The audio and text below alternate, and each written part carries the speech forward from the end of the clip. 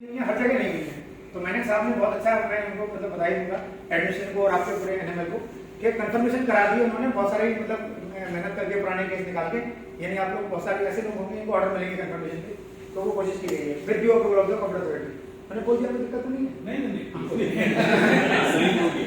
चीज तो कॉन्फिडेंशियल तो हो सकती है, कमिटी है, लेकिन बेसिकली क्या है कि वो ओपन सीक्रेट भी है, 2 दिन बाद पता लगेगा। कंफर्मेशन की प्रक्रिया हर जगह नहीं हो रही होती है, बहुत लेट हो जाता है। प्रोविजन क्लियर होता है लेकिन कोई उसके मतलब पेन नहीं ले रहा होता है, तो उन्होंने पेन लेके मेहनत करके कोशिश की और मुझे बुलाया और हम कमेटी में भी थे, तो हमने ये काम किया। तो मुझे भी अच्छा लगा कि ये होगा। धनबाद में भी हमारा पेंडिंग है, मुझे भी करवाना है, तो मैं पीछे चल रहा हूँ उनसे। तो कंफर्मेशन की बहुत जरूरत है, ये इसके लिए आपको बात की है कि प्रोसेस ऑफ इफिशिएंसी बात में था कि इफिशिएंसी बात ऐसा होता था कि पुराने टाइम में स्टेनोग्राफर या फिर ये होते हैं पर्सनल स्टाफ जो स्टेनो ये करते हैं, पीए जो होते हैं स्टेनोग्राफी करते हैं या टाइपिंग वाले होते हैं टाइपिस्ट, तो उसमें क्या होता था कि लिमिट होती थी कि इतना इफिशिएंसी अगर आएगी तो आपको ये इंक्रीमेंट मिलेगा, कुछ 60 का इंक्रीमेंट मिलेगा, इफिशिएंसी बार पास होगा तो 75 मिलेंगे, तो समझेंगे मिलता था। तो उसके लिए शायद अभी नहीं रह गया है इतना। बाकी प्रमोशन आप जानी है क्या बताती है, तो ये क्लियर है। ये true picture about work conduct character and capability, तो यही इस तरह के कुछ कॉलम होते हैं जो ये बताते हैं कि कैसा आप काम कर रहे हैं। अब ट्रू पिक्चर की बात आती है तो यहाँ पे क्या है, देखिए ये थोड़ी दुविधा है। अब मुझे पता होता है पूरे साल भर कि आदमी काम नहीं कर रहा है, लेकिन अब इंसानी फितरत होने के नाते क्या होता है, अब ये लिखते काम करता है क्या बेकार था, ये तो कोई बात बनती नहीं है। हालांकि कहता तो यही है, देखिए रूल तो यही है, लेकिन क्या है इसको हम लगा नहीं पाते। शायद आप लोग भी लगा पाते हो कि पूरी तरह से इंसानी होने के नाते कि भाई काम नहीं किया फिर कहना पड़ता ठीक ही कर रहा है होता है ना ऐसा। लेकिन ट्रू पिक्चर बताएं तो कहते हैं, लेकिन क्या होता है डिफरेंस क्रिएट अगर आपको करना है कि someone is non performing and someone is extraordinary performing, थोड़ा सा डिफरेंस लाने के लिए ग्रेडिंग या कुछ थोड़ा सा आपको करना चाहिए। हालांकि सबको अच्छा ही कहते हैं भाई किसी का कलम से बुरा मत करो, किसी के बारे में लिखिए मत, क्योंकि हो सकता है ये अदालत हमारी धरती की और उसका ऊपर भी अदालत होती है, तो कल को वहां न्याय हो तो क्या करेंगे। तो ठीक है, लेकिन अपना कर्म भी है सही लिखना है, डिफरेंस करना है, तो जहां तक संभव हो जो फेयरली आप जजमेंट कर सकते हो उतना करिएगा। तो ये मैं कहूँगा कि ट्रू पिक्चर बताएंगे बट कर ले कैरेक्टर कैपेबिलिटी। तो इसीलिए कहता है कि केयरफुली और ऑब्जेक्टिवली लिखिए। तो सब्जेक्टिविटी नहीं घुसानी है, मेरे से ऐसे बोल के चला गया था या जल्दी चला गया था, मैंने उसे रुकने को बोला था, हो सकता है उसका काम वास्तव में इंपॉर्टेंट हो, आप बोल रहे हैं 6:30 तक रुक जाओ। तो कई बार हम ऐसे सुपरवाइजर हो सकते हैं कि हमारा ईयर रुका नहीं, लेकिन हो सकता है उसकी फैमिली परिस्थितियां ऐसी हो, कुछ बहुत परेशानी हो, बच्चे का कोई एग्जाम हो, उसको पेंसिल खरीद के लानी हो, बच्चे के लिए चार्ट पेपर खरीदना हो, होता है ऐसा। क्योंकि हम इंसानी फितरत है, हम ऑफिस में ऑफिसर के अलावा हम पिता भी हैं, हम भाई भी हैं, कुछ और है, तो हो सकता है फैमिली रिस्पॉन्सिबिलिटी रही हो, तो कभी वो मना करके चला गया हो या आपसे बोल के चला गया हो सर मैं नहीं रुक पाऊंगा, और आपने कभी सब्जेक्टिव ले लिया गया मेरा कहना नहीं माना, तो ऐसा ना रखें। ऑब्जेक्टिव नहीं देखें, वो काम सही करता था तो सही बोले। पीरियड ऑफ रिपोर्ट एनुअली होता है, जानते हैं। अच्छा बात आती है कि सीआर कब लिखेंगे, तो मिनिमम 3 मंथ्स का पीरियड है। अगर किसी ने 3 मंथ्स काम किया होगा तो आप लिख सकते हैं। 3 महीने से कम काम किया तो वो ऑफिसर या रिपोर्टिंग या रिव्यूइंग उसका अब आप जज नहीं करेंगे। 3 महीने से कम का मतलब वो नहीं उसको जान सकते, ऐसा माना गया है। जानने को तो वो 10 दिन में भी जान लेगा। अब डीपीसी में हम लोग जाते हैं कोई दिन असेसमेंट कमेटी में 5 मिनट में जान लेते हैं। मैंने एक बार हमारे डीपीसी के हमारे चेयरमैन थे, हमारे पालनपुर के डायरेक्टर साहब जिन्होंने पालनपुर में था पहले, तो वो डीपीसी चेयरमैन भी थे। तो मैंने साहब मैंने उनसे पूछा, मैंने सर मुझे जब डीपीसी में जाता हूँ तो मुझे ऐसा लगता नहीं है कि कोई जज होता होगा हमारा 5 मिनट में क्या जज करेंगे, जैसे हम बोलते भी हैं। तो बोले ना अरुण जी, आते के साथ ही जज हो जाता है। उमरा लड़का कपड़े से घुसा और बैठा, वो बुढ़े सफेद बालों वाले पके हुए 60 साल के लोग 59 साल के बैठे हैं कमेटी में, ऐसा थोड़ी पहचान नहीं पाएंगे आपको, सब पके बालों वाले बैठे होते हैं, तो वो 10 मिनट में पहचान लेते हैं आपको क्या करोगे। तो मैंने कहा सर मैं भी पहचान ना मतलब कोई वर्क एटीट्यूड, खास एटीट्यूड तो पता लग ही जाएगा कि क्या काम करेंगे। तो एटीट्यूड टुवर्ड्स द वर्क वो तो तुरंत जजमेंट इनको होता हो, तो कह रहे नहीं पता तो चलता है, डिफरेंस होता है। मैंने उनको बोला सर आउटस्टैंडिंग सीआर और वेरी गुड सीआर का क्या मतलब है, क्योंकि वो चेयरमैन थे तो बात की थी। बोले आप मुझसे कहते हो आउटस्टैंडिंग लिख दो, क्योंकि हम हाथ पकड़ के उनसे लिखवा लाते थे सर मेरी सीआर किसी की। मैंने सर आउटस्टैंडिंग कम तो लिखनी नहीं है, तो कहते थे आप कहते हो आउटस्टैंडिंग लिख दो, वो ऐसे कोई मतलब नहीं होता। वेरी गुड वाले भी खूब पास किए और ऊपर भी चले गए वेरी गुड, ठीक है सर होता हो। तो यानी कि खैर ये है मतलब मिनिमम पीरियड ये है कि जजमेंट करना है तो बस जल्दी भी कर सकते हैं, लेकिन गवर्नमेंट ने जो डीपीटी की गाइडलाइन है 3 मंथ के बाद ही सीआर कोई लिखेंगे या जज करेंगे। और ये 3 महीने का जो पीरियड हम कंप्यूट करते हैं, अगर किसी बंदे ने 15 दिन से ज्यादा ईयर ले लिए, मालूम पड़ा महीना भर ईयर चला गया, मतलब पीरियड तो आ गया 3 महीना, एक डेट कर गई और 3 महीना आ गया, लेकिन पीरियड 20 दिन का ईयर था, या पूरा महीने भर ही चलता तो वो आउट हो जाएगा, यानी फिर वो 2 महीने रह जाएंगे तो वो सीआर नहीं लिख पाएंगे। 15 दिन से ज़्यादा का पीरियड, हाँ 1-2 दिन का ये होगा, 5 दिन का होगा चलेगा, लेकिन मोर देन अगर ये हो जाएगा 15 डेज का पीरियड डिडक्ट हो जाएगा, 3 मंथ फिर वो कंप्लीट करेंगे तो 3 मंथ नहीं होंगे। हाँ, अब बात में ट्रांसफर ऑफिसर जो ट्रांसफर हो जाते हैं बीच में तो उनको कहते हैं इमीडिएटली अपार ले लो। हालांकि अपार का तो बहुत थोड़ा लेट लतीफ चलता है, पर कोशिश करनी है, हमें रिफॉर्म करना है कि हमें लेट नहीं करना है, अदरवाइज दिक्कत होती है। हालांकि हर जगह थोड़ा सा ऐसी दिक्कतें हैं तो ये तुरंत नहीं देना चाहिए। तो जैसे ट्रांसफर हुए तो जो आपके अंदर काम करते थे 3-4 लोग सीआर एक बार दे भी देते हैं, लोग प्रॉब्लम होते हैं, जैसे आप ट्रांसफर हो गए कहाँ से आएंगे, मान लो 10 बार से पूरे बहुत ज़्यादा दिक्कत नहीं है, हम लोग अप डाउन करके आ सकते हैं या कोई गाड़ी में बैठ के लिखवा के ले जा सकता है। पर कहाँ पालनपुर और कहाँ धनबाद, मेरा ट्रांसफर करीब 1500 किलोमीटर से ज़्यादा का है, तो हमने सीआर हालांकि डाक तो कहीं भी आ जाएगी, कागज़ के घोड़े हैं तो टिकट लगाओ दौड़ेंगे कहीं भी पूरे केआर में डालो कंपनी का तो दौड़ेगा घोड़ा, पर वो घोड़ा दौड़ाना बड़े फालतू।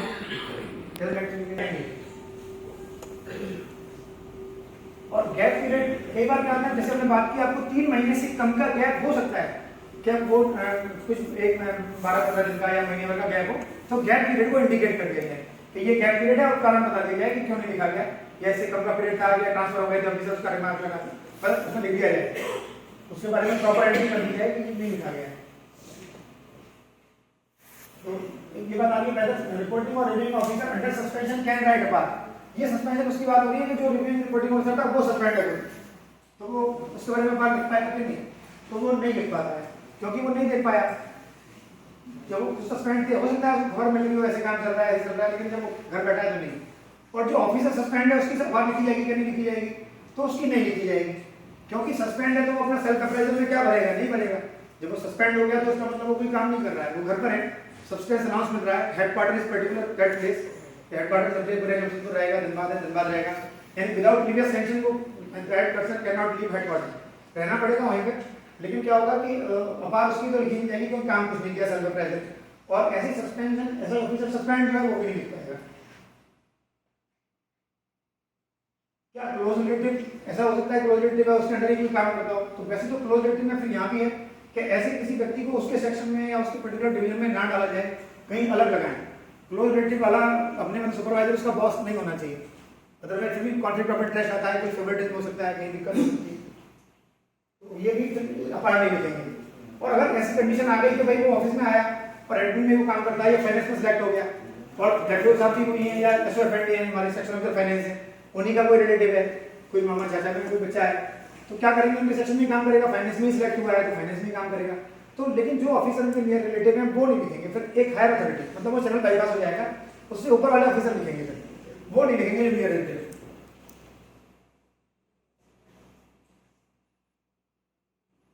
रिपोर्टिंग रिव्यूइंग ऑफिसर ये भी दिक्कत आती है, रिटायर हो जाते हैं, रिटायर होने के बाद क्योंकि टाइम पे अपने फॉर्म दिया नहीं उनको तो वो चले जाएंगे, तो फिर थोड़ा सा लिमिट है, थोड़ी सी कोशिश मतलब ये किया गया है, क्वेश्चन दिया गया है।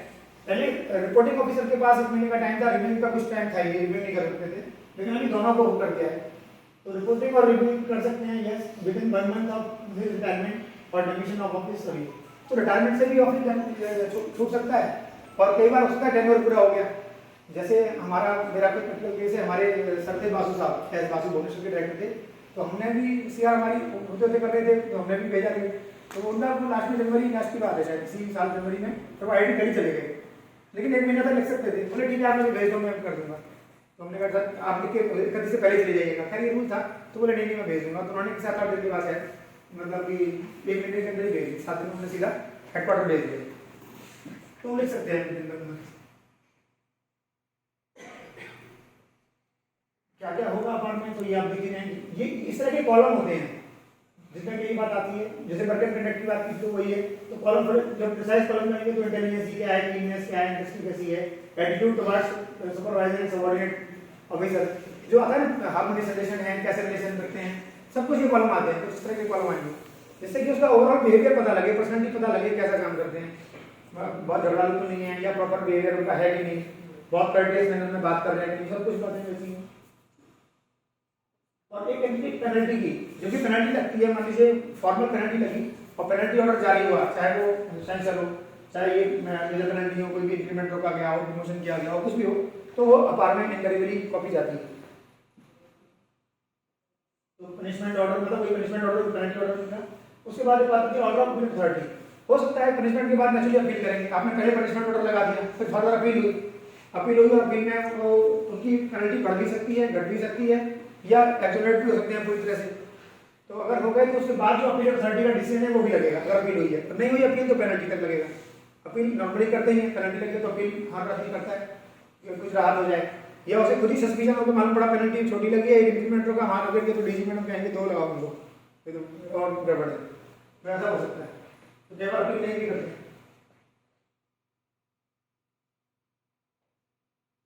जो बात आती है कि एंट्रीज कैसे करें, तो ये क्या है कि कहता है एस्टेब्लिश्ड है, यानी कोई भी एंट्री आपको लिखनी है, या खासतौर से नेगेटिव की बात आ रही है कि एडवर्स वगैरह करनी हो, कुछ ऐसा बताना चाहें तो आपको फैक्ट देने पड़ेंगे कि कोई भी सर्कमस्टेंसेस ऐसे रहे हो, आपने कोई उसको जारी किया, ऑर्डर नहीं माना हो, कोई ऐसी स्थितियां हुई हो, तो वो फैक्ट आपको नरेट करनी पड़ेगी, बताना पड़ेगा।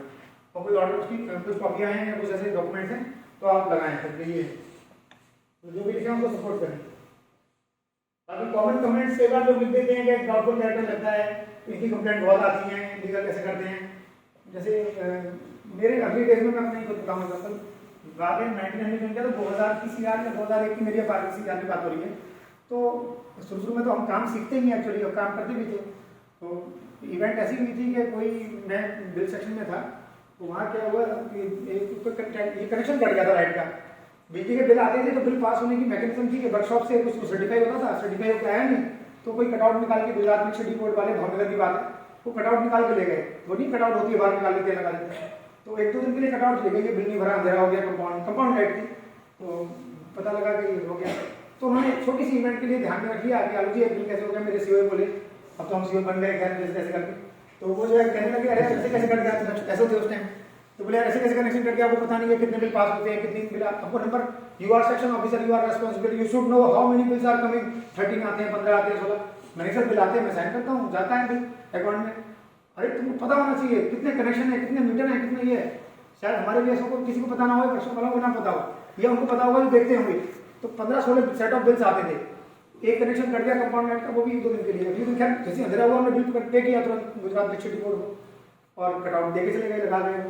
उतने देर में हमारे सीओ ने दिमाग में रख लिया, डायरेक्टर ने रख लिया, पता नहीं, तो सीआर में लिखा कि ऐसे ऐसे हो गया, और फिर लिखा उन्होंने थोड़ा सा बेग टाइप का, it is heard from others. फिर लोग बोलते हैं कि डायरेक्टर ने लिखा हुआ हो सकता है, मुझे नहीं पता, क्योंकि रिपोर्टिंग या रिव्यू किसने रिमार्क लिखा है वो आइडेंटिटी डिस्क्लोज करना जरूरी नहीं है।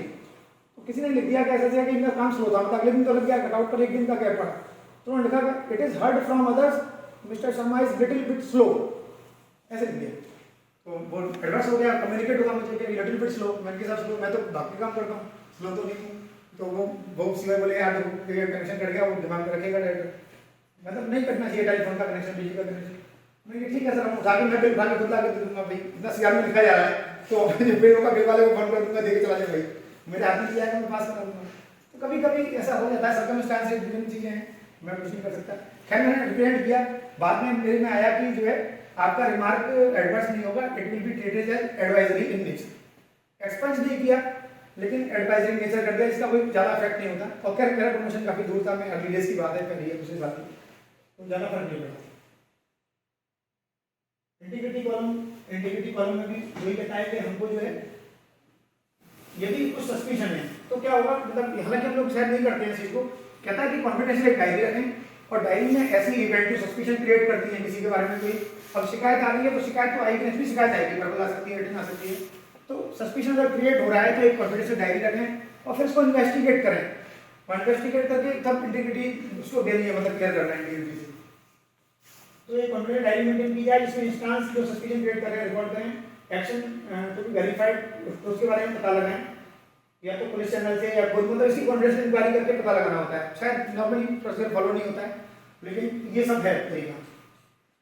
तो अगर इंटीग्रिटी कॉलम को उस टाइम पे अगर छोड़ देंगे, मतलब खाली छोड़ दिया जाएगा, यानी उसके बारे में अगर सस्पिशन क्रिएट हो रहा है तो जांच पड़ताल की जाएगी, और इंटीग्रिटी कॉलम तब तक खाली छोड़ा जाएगा, एक सीक्रेट नोट रिकॉर्ड कर दिया जाएगा, नोट शीट लगा के पेपर लगा दिया जाएगा कि भाई इनकी इंटीग्रिटी सर्टिफाई करनी है, अभी चल रहा है। तो सेपरेट सीक्रेट डाउट जो डाउट या सस्पिशन की इवेंट है वो रिकॉर्ड कर देंगे, ऐसे चल रहा है। फिर अब कहता है कि अगर फॉलो अप एक्शन का फॉलो अप एक्शन मिलेगा और उसमें अगर ऐसा निकलता है कि लेट हो गए कि किसी ने झूठी शिकायत की, ऐसा कुछ नहीं है, पता लगा, मालूम पड़ा, ठीक है, तो इंटीग्रिटी सर्टिफाई कर दी जाएगी कि बियॉन्ड डाउट है, ठीक है, ये अनटचेबल तुम लिखते हैं, तो सर्टिफाई हो जाएगी इंटीग्रिटी। और सस्पिशन अगर कंफर्म हुआ कि हमें ऐसा गड़बड़ है तो आपका फिर रिकॉर्ड करना पड़ेगा फिर ड्यूली कम्युनिकेटेड टू ऑफिसर। जो भी एडवर्स होगा तो बंदे को बताना ही पड़ेगा, उसको हम बताएंगे किसी भी तरह की एडवर्स सिचुएशन है कि आपकी इंटीग्रिटी डाउटफुल हो रही है भाई ये, तो ये इंटीग्रिटी का कैसे हमें फॉलो करना है उसका प्रोसीजर है।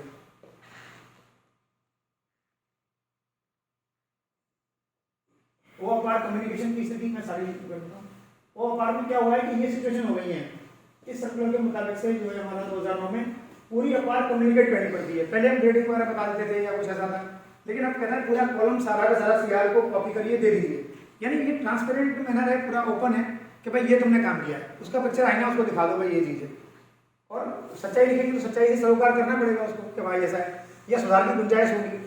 पर हम एडवर्स नॉर्मली नहीं करना चाहिए, पर फिर भी कहीं ऐसी स्थितियाँ बने तो करना ही पड़ेगा क्योंकि टूल है गवर्नमेंट का, वो एंड मेथड है, हमें करना पड़ेगा। तो बाकी फिर ये प्रोसेस है, अगर आप उसका बताएंगे तो उसको क्या होगा, अपॉर्चुनिटी दी जाएगी to make a representation against the entry within 15 days में एंट्री में वो करेंगे। और इसके बाद फिर रिप्रेजेंटेशन जो आएगी, रिप्रेजेंटेशन नहीं आई तो अपार फाइनल हो गई जो कुछ ग्रेडिंग है। रिप्रेजेंटेशन अगर आई है तो आपको क्या करना पड़ेगा, इसको फिर रिपोर्टिंग या रिव्यूइंग ऑफिसर से, अगर जो कंप्यूटर अथॉरिटी है जो उसको कंसिडर कर रहे हैं, चाहें तो वो मतलब मर्जी है उनकी, रिपोर्टिंग रिव्यू से पूछें या खुद सोचें अपने हिसाब से, पर नॉर्मली पूछेंगे क्योंकि कोई भी डायरेक्ट कर नहीं पाएंगे। तो रिपोर्टिंग रिव्यू से कंसल्ट करने के बाद विद इन मंथ अपना डिसीजन देंगे, कुछ 30 दिन के अंदर टाइम दिया हुआ है, तो 30 दिन में वो जजमेंट देंगे अपना, और वो डिसीजन जो आएगा उसको फिर कम्युनिकेट हो जाएगा। डिसीजन 15 दिन के अंदर एम्प्लॉय को कम्युनिकेट हो जाएगा जो भी डिसीजन आएगा। तो ये हमारा फॉलो अप एक्शन होता है इसका ऊपर बताने के बाद में। तो ये टाइमलाइन ऑफ अपार है, थोड़ा भी धुंधला हो गया, मैं यहाँ से बाद में बताता हूँ, इस पर थोड़ा ध्यान देने की जरूरत है। डिस्ट्रीब्यूशन ऑफ ब्लैंक अपार फॉर्म वो 31 मार्च डेट होती है अपार फॉर्म देने के लिए। Submission of self appraisal of reporting officer, 15 April तक सेल्फ अप्राइजल आपको सबमिट कर देना है।